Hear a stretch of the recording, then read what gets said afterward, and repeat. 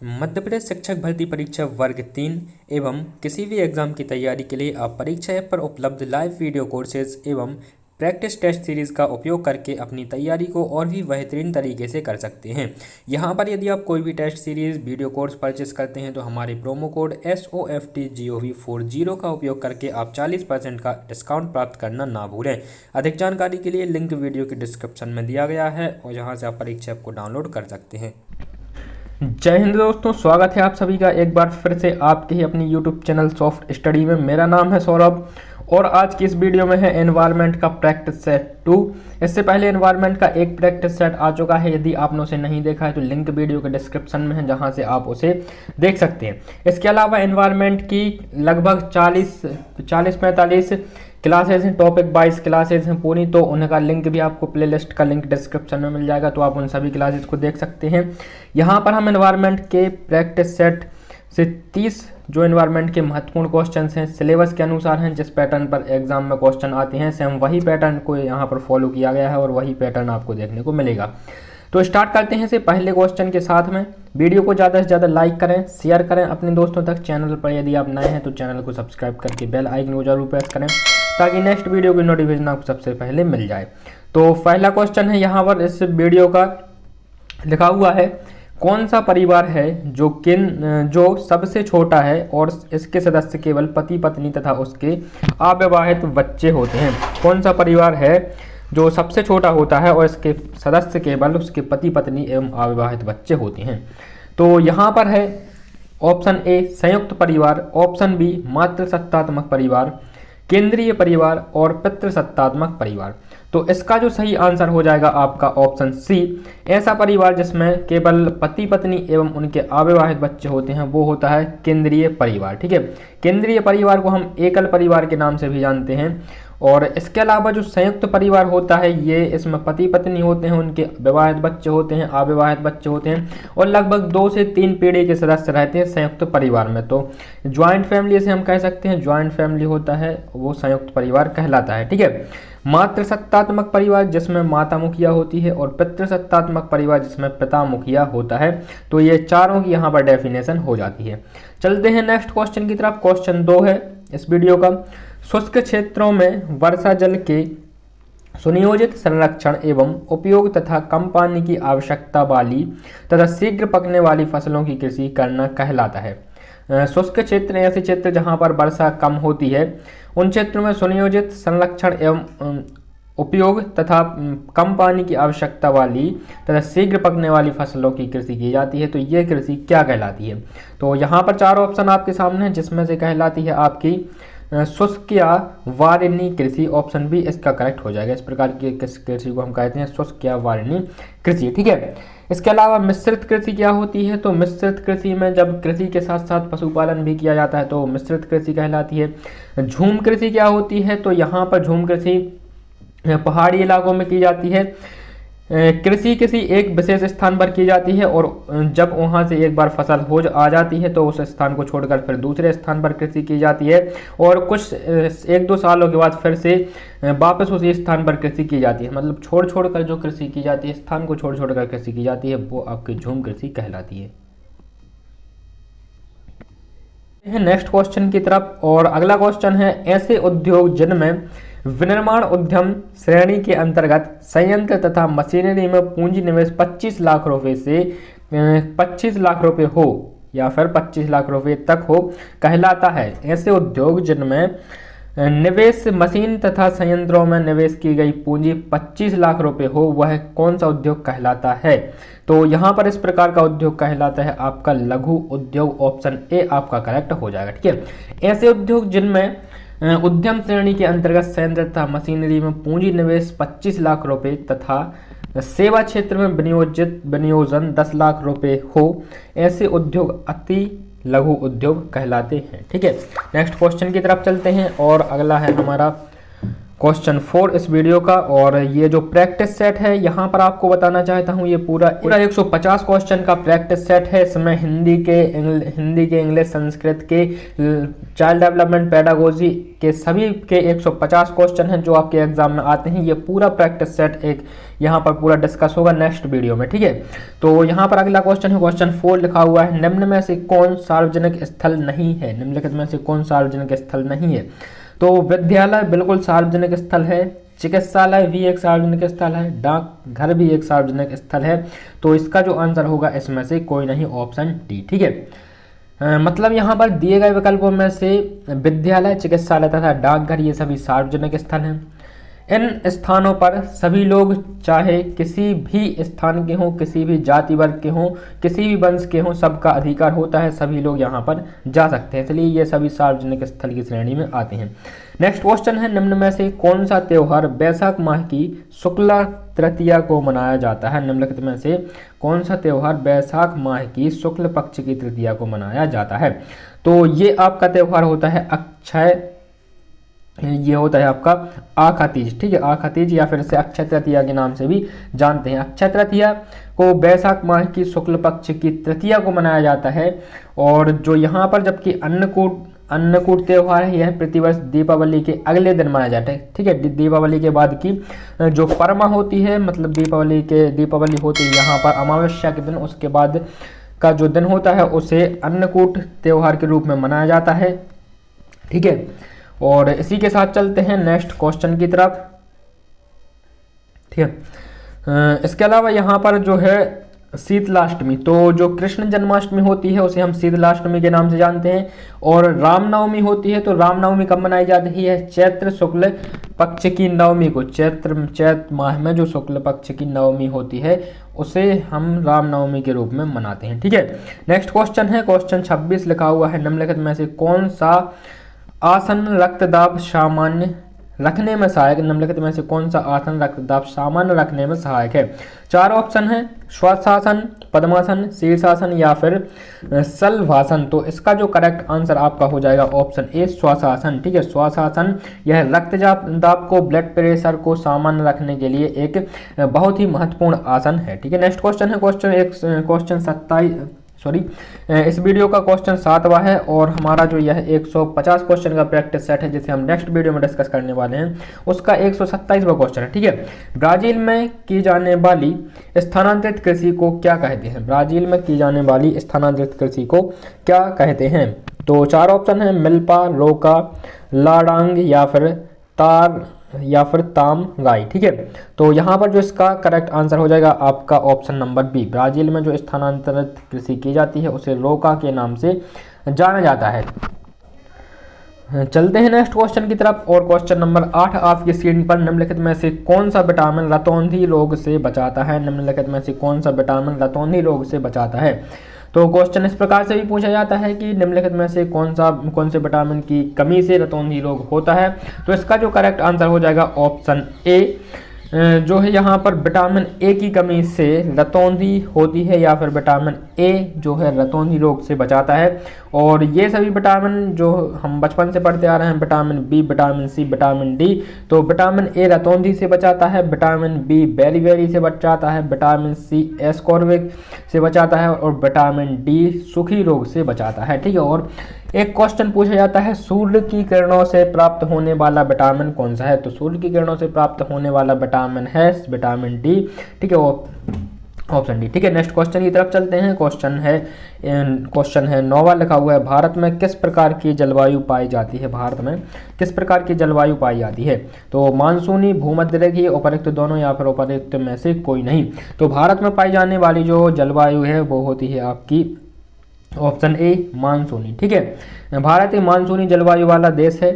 यह ग्रीष्मकाल में दक्षिण पश्चिम तथा शीतकाल में उत्तर पूर्व से मानसूनी हवाएं चलती हैं, ठीक है। जब गर्मी का समय होता है, ग्रीष्मकाल होता है, तो यहाँ पर जो मानसूनी हवाएं चलती है वो दक्षिण पश्चिम की ओर से हवाएं चलती हैं, और जो शीतकाल होता है, सर्दियों का समय होता है, इसमें जो मानसूनी हवाएं चलती हैं वो उत्तर पूर्व की तरफ से मानसूनी हवाएं चलती हैं। ठीक है, नेक्स्ट क्वेश्चन यह है क्रमशः बंगाल की खाड़ी, अरब सागर की ओर से और बंगाल की खाड़ी दोनों तरफ से यहाँ पर मानसूनी हवाएं चलती हैं। नेक्स्ट क्वेश्चन की तरफ चलते हैं, क्वेश्चन 130, कृषि करते समय खरपतवार निकालने के लिए किस उपकरण का उपयोग किया जाता है? कृषि करते समय खरपतवार निकालने के लिए किस उपकरण का उपयोग या फिर प्रयोग किया जाता है? तो हल का, सीड ड्रिल का, कल्टीवेटर का या फिर कुदाली का?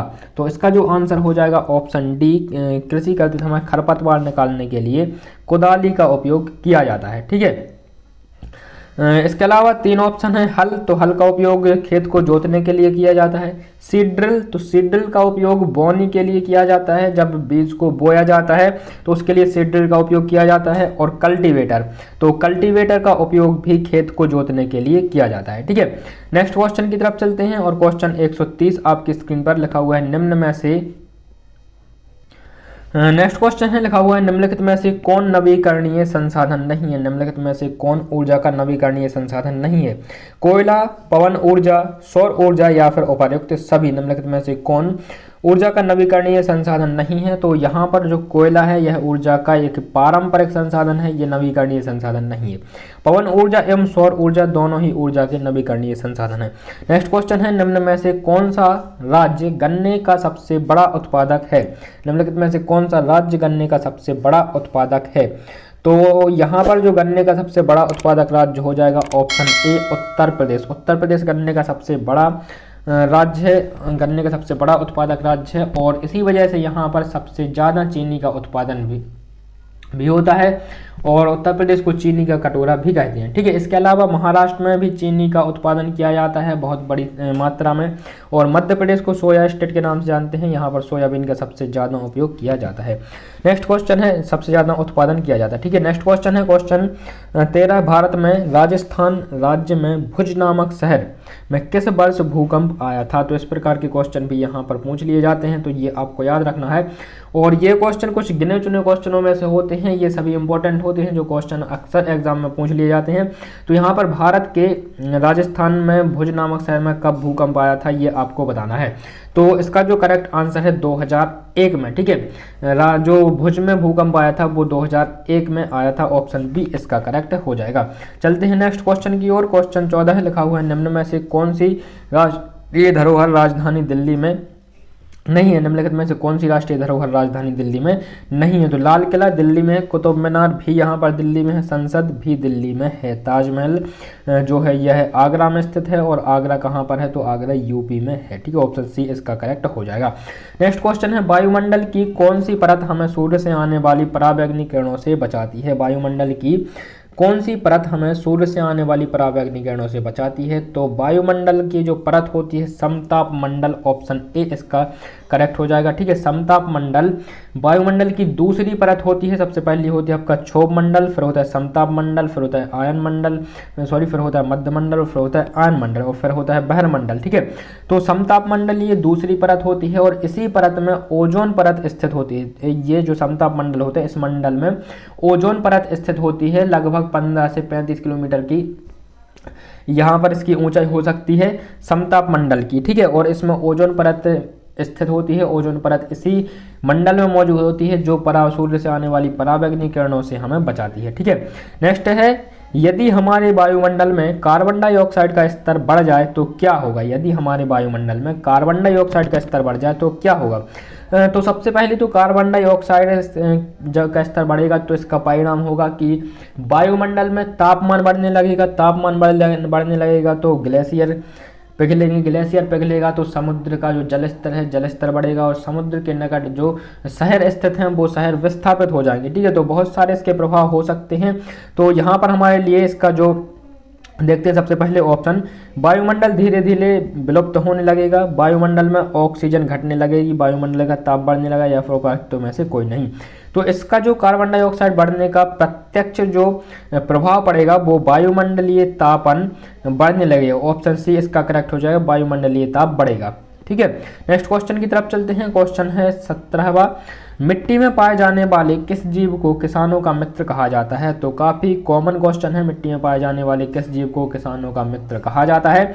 तो यह कहा जाता है केंचुए को। ऑप्शन ए इसका करेक्ट हो जाएगा, केंचुआ केंचुआ को किसानों का मित्र कहा जाता है। क्यों कहा जाता है केंचुए को किसानों का मित्र? तो जो केंचुआ होता है वह मिट्टी की उर्वरक शक्ति को बढ़ाता है, ठीक है। इससे वर्मी कंपोस्ट तैयार होता है और ये वर्मी कंपोस्ट बहुत ही प्रभावशाली होता है किसी फसल को अच्छी तरह से उसे पकने के लिए। फसल में खाद के रूप में कार्य करता है वर्मी कंपोस्ट और मिट्टी को धंसने से बचाता है, उसे भुरभुरा बनाता है। इसलिए किसानों को जो केंचुए को किसानों का मित्र कहा जाता है, ठीक है। नेक्स्ट क्वेश्चन की तरफ चलते हैं। क्वेश्चन है 18, निम्नलिखित में से कौन सी गैस ग्रीन हाउस गैस नहीं कहा जाता है? निम्नलिखित में से कौन सी गैस को ग्रीन हाउस गैस नहीं कहा जाता है? तो यहाँ पर ऑक्सीजन को ग्रीन हाउस गैस नहीं कहा जाता है, ठीक है। ऑक्सीजन एक जीवनदायिनी गैस है और इसे ग्रीन हाउस गैस नहीं कहा जाता है। वायुमंडल में 21% ऑक्सीजन है, ये आपको याद रखना है। 78% नाइट्रोजन है और 0.03% कार्बन डाइऑक्साइड है। इसके अलावा और अदर गैसेस का स्थान है, ठीक है। तो कार्बन डाइऑक्साइड, मीथेन और जलवाष्प, ये तीनों जो है ग्रीन हाउस गैसेज हैं, वायुमंडल के तापमान को बढ़ाने वाली गैसेज हैं, ठीक है। नेक्स्ट क्वेश्चन है, निम्नलिखित में से किस जीव को आवास को कैनल कहते हैं? निम्नलिखित में से किस जीव के आवास को कैनल कहते हैं? तो कैनल हम बोलते हैं यहाँ पर कुत्ते के आवास को। ऑप्शन सी इसका करेक्ट हो जाए, कुत्ते के आवास को कैनल बोलते हैं। घोड़े के आवास को क्या बोलते हैं? तो घोड़े के आवास को अस्तबल बोलते हैं। ये भी अक्सर एग्जाम में पूछा जाता है। नेक्स्ट क्वेश्चन है क्वेश्चन 140, निम्नलिखित में से कौन पर्यावरणीय प्रदूषण के लिए जिम्मेदार नहीं है? निम्नलिखित में से कौन पर्यावरणीय प्रदूषण के लिए जिम्मेदार नहीं है? तो ऑक्सीजन, कार्बन, सल्फर या फिर उपर्युक्त सभी।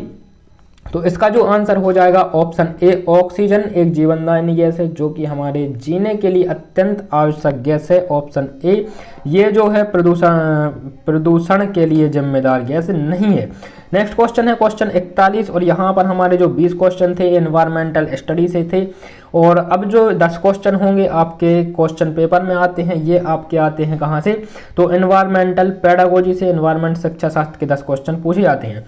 तो यहाँ पर हमारा 21वां क्वेश्चन है, पर्यावरण अध्ययन में चित्र पढ़ना एक महत्वपूर्ण क्रियाकलाप है। निम्नलिखित में से कौन सा से संकेतकों का बच्चों में आकलन चित्र पढ़ने के द्वारा हो सकता है?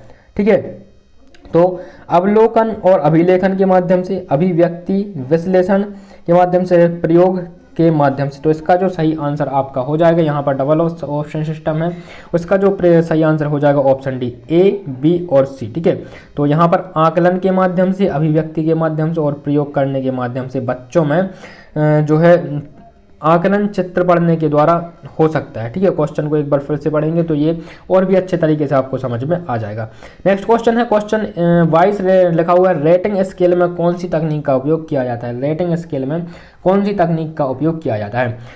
तो रेटिंग स्केल में यहाँ पर अवलोकन तकनीक का उपयोग किया जाता है। ठीक है, रेटिंग स्केल विधि में किसी भी व्यक्ति को दिए गए कार्य में उसके प्रदर्शन का अवलोकन किया जाता है। किसी व्यक्ति को, किसी बच्चे को कोई गृह कार्य दिया जाता है, स्कूल में कोई कार्य करने के लिए दिया जाता है, तो उसका अवलोकन किया जाता है रेटिंग पद्धति में। ठीक है, इसमें रेटिंग किसी माध्यम से दिए जा सकते हैं, नंबर दिए जा सकते हैं, उसमें स्टार दिए जा सकते हैं, 1 स्टार, 2 स्टार, 3 स्टार, 5 स्टार, इस प्रकार से रेटिंग ग्रेड के माध्यम से यहाँ पर A grade, B grade, C grade, इस प्रकार से रेटिंग दी जा सकती है। ठीक है, नेक्स्ट क्वेश्चन है क्वेश्चन 23 लिखा हुआ है, झूम खेती में अपनाई जाने वाली पद्धति के विषय में नीचे दिए गए कथनों पर विचार कीजिए। तो झूम कृषि है, इसके संबंध में हमारे लिए जो ऑप्शन है ये यहाँ पर नीचे पढ़ने हैं और उसके संबंध में जो सही ऑप्शन होगा उसे हमारे लिए यहाँ पर मार्क करना है। ठीक है, तो ऑप्शन ए है, फसल प्राप्त करने काटने के बाद जमीन को कुछ साल तक ऐसे ही छोड़ देते हैं।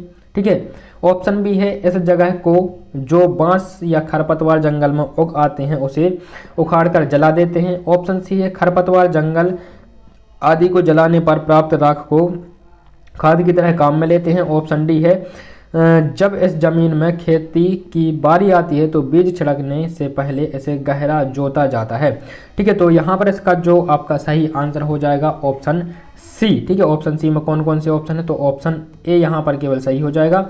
लिखा हुआ है जब फसल प्राप्त करने एवं इसे काटने के बाद उस जमीन को कुछ सालों के लिए छोड़ दिया जाता है एवं फिर जब उसकी उर्वरक शक्ति वापस आ जाती है जमीन की, तो उस पर फिर से कृषि की जाती है और उसे फिर से कुछ सालों के लिए छोड़ दिया जाता है। ये होती है आपकी झूम कृषि। ठीक है दोस्तों, नेक्स्ट क्वेश्चन है क्वेश्चन 24 लिखा हुआ है, किसी पर्वतीय क्षेत्र में प्रेक्षण करने पर यह पाया गया कि लोगों ने अपने घर पत्थर, मिट्टी, लकड़ी और चूने से बनाए हैं। ठीक है, यहाँ पर पूरे क्वेश्चन को पढ़ना है और बताना है कि इस प्रकार के घर किस स्थान विशेष पर पाए जाते हैं। तो लोगों ने पत्थर, मिट्टी और लकड़ी से बना है। यह घर 2 मंजिला है। नीचे की मंजिल पर जानवरों को रखते हैं तथा ऊपर का सामान भी इकट्ठा करके रखते हैं। ठीक है, वह स्वयं पहली मंजिल पर रहते हैं।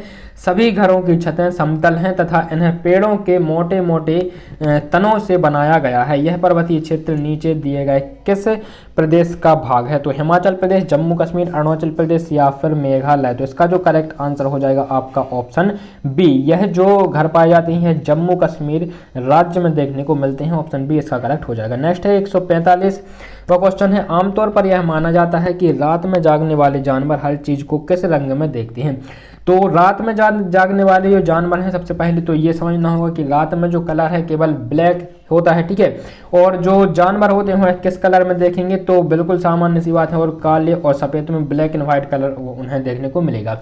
ठीक उसी प्रकार से जो आपने नाइट विजन सीसीटीवी कैमरे देखे होंगे जिसमें नाइट की फोटोज को सीसीटीवी कैमरे कैप्चर करते हैं, उसमें ब्लैक एंड व्हाइट दिखता है। ठीक उसी प्रकार से काले और सफ़ेद के रूप में जो रात में जागने वाले जानवर होते हैं उन्हें इस प्रकार से दिखाई देता है। ठीक है, नेक्स्ट क्वेश्चन की तरफ चलते हैं और यहाँ पर है क्वेश्चन 146 लिखा हुआ, केंचुए को किसानों का मित्र माना जाता है। इसके लिए निम्नलिखित में से सही कारणों को चुनिए। तो केंचुए को किसानों का मित्र क्यों कहा जाता है? सबसे पहले केंचुए मृत पत्तियों और पौधों को खाते हैं तथा इनके मल को जमीन उपजाऊ बनती है, बिल्कुल बनती है, और इसे हम वर्मी कंपोस्ट के नाम से जानते हैं। ऑप्शन बी है, केंचुए खरपतवार खाते हैं जिससे मुख्य फसल की रक्षा होती है। तो ये भी सही हो सकता है। केंचुए जमीन में छेद बनाते हैं जिससे जमीन पोली होती है। ठीक है, तो ये भी सही है। और केंचुए द्वारा बनाए गए छेदों में जमीन को आसानी से हवा और पानी मिल जाती है। तो इसका जो ऑप्शन हो जाएगा, इसका जो करेक्ट आंसर यहाँ पर हमारा होगा ऑप्शन बी, सी और ऑप्शन सी, डी और ए। ठीक है, यहाँ पर ऑप्शन सी, डी और ए यहाँ पर हो जाएगा हमारा, क्योंकि जो ऑप्शन बी है केंचुए खरपतवार खाते हैं जिससे मुख्य फसल की रक्षा होती है। तो केंचुए खरपतवार खाते हैं, उससे वर्मी कंपोस्ट का निर्माण होता है, ना कि फसल की रक्षा होती है। ठीक है, तो ऑप्शन बी इसका सही नहीं होगा। बाकी यहाँ पर ऑप्शन ए में सी, डी और ए दिए गए हैं, तो ऑप्शन सी, डी और ए सही हो जाएंगे। नेक्स्ट क्वेश्चन है, आदिवासी हजारों साल पहले से कांसों मतलब ब्रॉन्ज की चीज़ें बनाते आए हैं। आज भी हमारे घरों में कांसे का उपयोग होता है। कांसे के विषय में निम्नलिखित में से सबसे सही कथन चुनिए।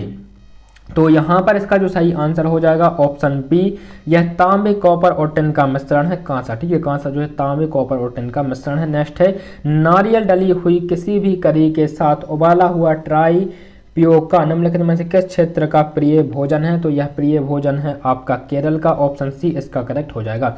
अगला है, निम्नलिखित में से त्योहारों के उस समूह को चुनिए जो पूर्णिमा को मनाए जाते हैं। तो पूर्णिमा को मनाए जाने वाले त्योहार कौन कौन से हैं? तो होली, रक्षाबंधन, गुरु नानक जन्म दिवस, ये सभी पूर्णिमा के दिन मनाए जाते हैं। ठीक है, इसके अलावा दीपावली और महाशिवरात्रि यह अमावस्या को मनाए जाते हैं। दीपावली और महाशिवरात्रि अमावस्या को मनाए जाते हैं।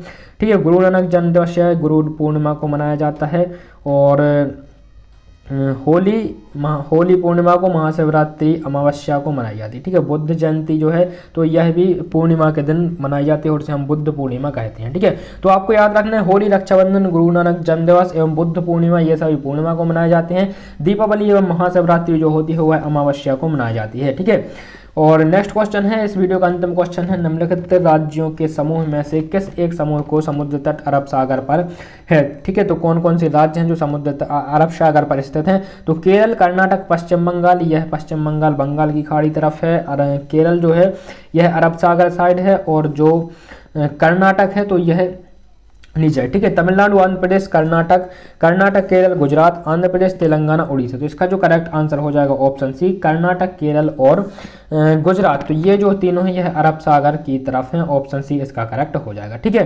तो ये था दोस्तों इस वीडियो का अंतिम क्वेश्चन। वीडियो आपको कैसी लगी कमेंट बॉक्स में जरूर बताएं, और आपके सुझाव, कमेंट, क्यूरीज, डाउट, ये सभी आप कमेंट बॉक्स में कमेंट कर सकते हैं। नेक्स्ट वीडियो में आपको इसका आंसर अवश्य ही मिलेगा। तो वीडियो को ज़्यादा से ज़्यादा लाइक करें, शेयर करें अपने दोस्तों तक। चैनल पर नए हैं तो सब्सक्राइब करें। मुलाकात होगी नेक्स्ट वीडियो में, तब तक के लिए नमस्कार, जय हिंद, वंदे मातरम।